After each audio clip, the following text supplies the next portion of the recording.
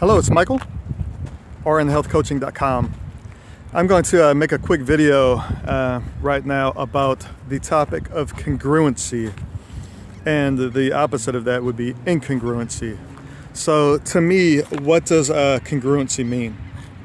And how can this help you, this concept help you in achieving your goals of health, happiness, well-being, and living a full lifespan? So we can look into congruency. Basically, the definition, as far as my definition, is having consistency in your thoughts, your actions, and your words.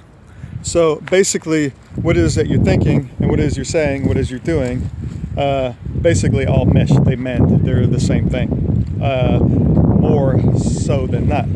So being incongruent would be to be saying and doing things opposite than what you, one day than what you're saying the next, or thinking one thing but doing the other. So a lot of people say that, oh, well, I'm going to start eating healthier, but then their action is they're putting unhealthy foods in their body. Or they say that I'm going to start exercising, but then they just spend a shit ton of time on the sofa watching TV. So that would be incongruent. So how can you learn to be more congruent? How can you have more observance and awareness and understanding whether or not you have congruence in your life, and whether or not this congruence is actually helping you achieve your goals? So one way is that we can just kind of analyze congruency for m.e.n.d, for moving, educating, nourishing, and decompressing.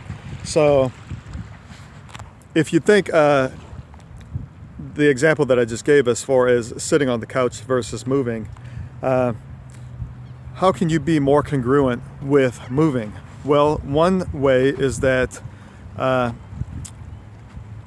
you can implement just standard procedures in your life, standard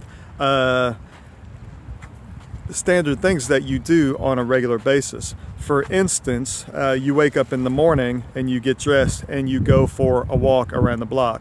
Or the first thing you do when you get home is you take off your work shoes and put on some running shoes, and you go just walk around the block. So just implementing small symbolic actions that will lead you on the path of congruency, to consistency, and to establishing positive patterns, and that will lead you to your goal. Another thing, as far as such as educating, congruency would be, and if it's thoughts, words, and actions, I believe that in order to become congruent, you have to do it in that order. You have to know what your thoughts are. You have to have an awareness and observation and an accuracy that you're actually thinking what it's going to require in order for you to become healthy. So a lot of people may have a tendency to actually not even understand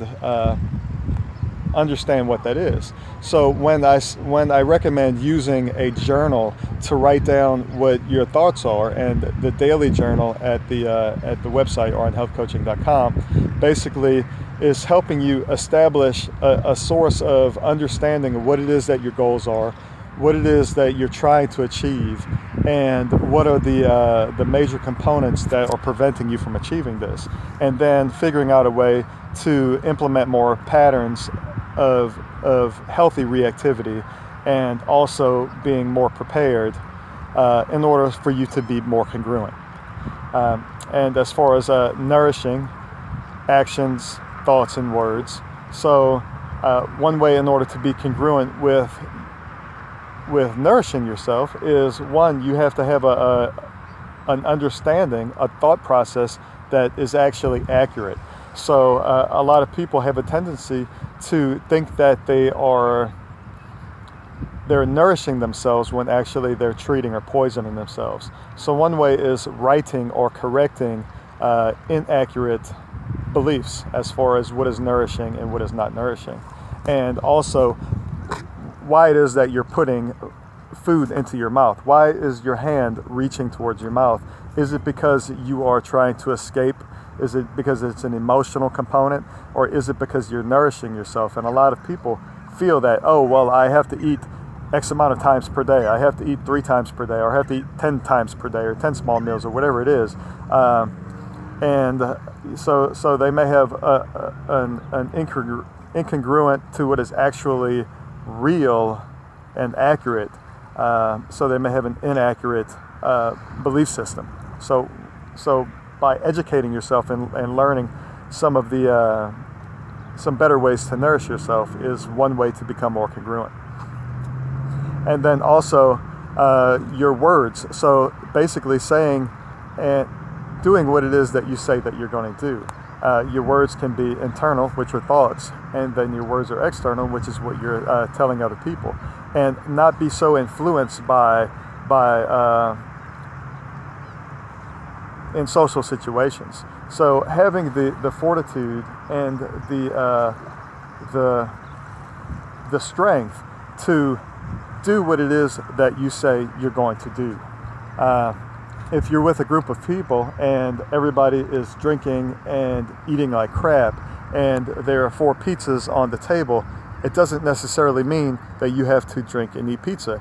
You can still pull the almonds out of your pocket, or go to your car and get a protein bar, or make some scrambled eggs, or whatever. You can eat healthy if you choose to do that, but that takes a certain type of person, and you have to determine whether or not you're that type of person. If you're not, then don't be upset with yourself that you're not. Just don't lie to yourself that you are. So don't say one thing and do something else. Just be okay with what it is you're doing and say that that's what you're doing, if that makes any sense. And then decompressing, basically the same thing. So your thoughts and your words and your actions have to all mend.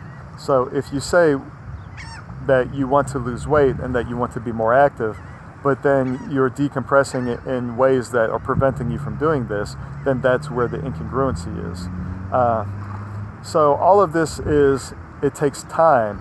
So one of the concepts of congruency is, well, how do I become more congruent? And again, you have to have just a higher level of awareness and observation, and be able to recognize when your thoughts, actions, and words are incongruent to whatever is your goals are. So in order for you to do that, you have to know what your goals are. And they have to be very defined, and you have to have a very pure understanding of why it is you even want to reach these goals, whether or not you are willing to make some sacrifices and changes in your life, whether or not making those sacrifices and changes are even going to be worth it. And so a lot of that is, what is your motivation? And the motivation has to be intrinsic. It has to come from within. So again, you have to further define and clarify and spend time working on yourself. You can do this through journaling. You can do this through meditation. You can do this through trial and error. Trial and error seems to be the standard way, but it's not always the way that affects people to make the changes that they need. Because one example of trial and error would be to say that, oh well, I've got bronchitis or I got pneumonia, so I'm going to stop smoking. And then whenever the bronchitis and pneumonia clears up, then they go back to smoking just as much as they were before. So that would be one example of an incongruent, a consistently incongruent framework. So I just wanted to mention that word, congruency. And if you look at some of the earlier videos that I made, probably about a year and a half ago, some of them are they're entitled the curve diagrams, and they're also on the website. So what the curve diagram is basically, it looks like this. So middle would be vacillating, would be on the bottom, and would be making some good decisions, making some bad decisions. If you go towards the left, which would be like a negative aspect on the curve, that would be somebody that makes considerably more and more and more and more negative decisions, and they're going to reap negative repercussions from those decisions. And somebody that is heading towards the right of the diagram, basically they are making more and more and more positive decisions towards the goal of being healthy and happy and having wellness and well-being. So people that are exceptionally to the right or positive, they have a tendency to have a larger amount of good decisions and good thought processes and good words and actions, and put themselves in situations, and they have social influence and all of these things that help them lead to that. But basically what that is that heading towards the right on the curve diagram is basically just exhibiting a congruence of what it takes to be healthy, and the actions that it takes to be healthy, and the thoughts that it takes to be healthy. And they have a high congruence, where the people that are on the left side or the negative side of the curve have a high tendency to be incongruent with those things. So you might want to take a look at some of those other videos. And just the fact that I've made these videos for a while now, I'm not sure when it was that I made my first video or posted it on the website, or even created the website. It's probably about 1.5 years or 2 months going in. But you can see, despite the fact that I've lived in different places and I make videos at every place I go, my actions and the things that I'm saying and the things that I'm recommending, the things that I'm doing, my words, my actions, my thoughts are all congruent throughout all of the videos. So basically, this is just an indication that I'm doing what I'm saying and what I'm suggesting. And this is what I recommend to you, to realize that this is not something that you can just watch a few videos from some random person off YouTube or off the internet, and then you're going to change your life. It's a lifelong process. You're going to have to figure this stuff out, which is figure out your thoughts. Then you're going to have to put those thoughts into words, and then you have to put those words into action. So again, it starts with changing your mind before you change your behavior. You can change your behavior if you just drop yourself in the middle of a bunch of people that are exercising, or a bunch of people that are eating well. But then all of a sudden, when you remove those people from your direct presence, then you're going to have a tendency to go back to the incongruency of whatever it is you were doing before. So it's important to figure out a way to make permanent shifts rather than temporary shifts. So that's all I'm going to talk about now. For here, we're in Biloxi, Mississippi, on the beach, and have a good day. Mend yourself, move, educate, nourish, decompress. Thanks. Bye.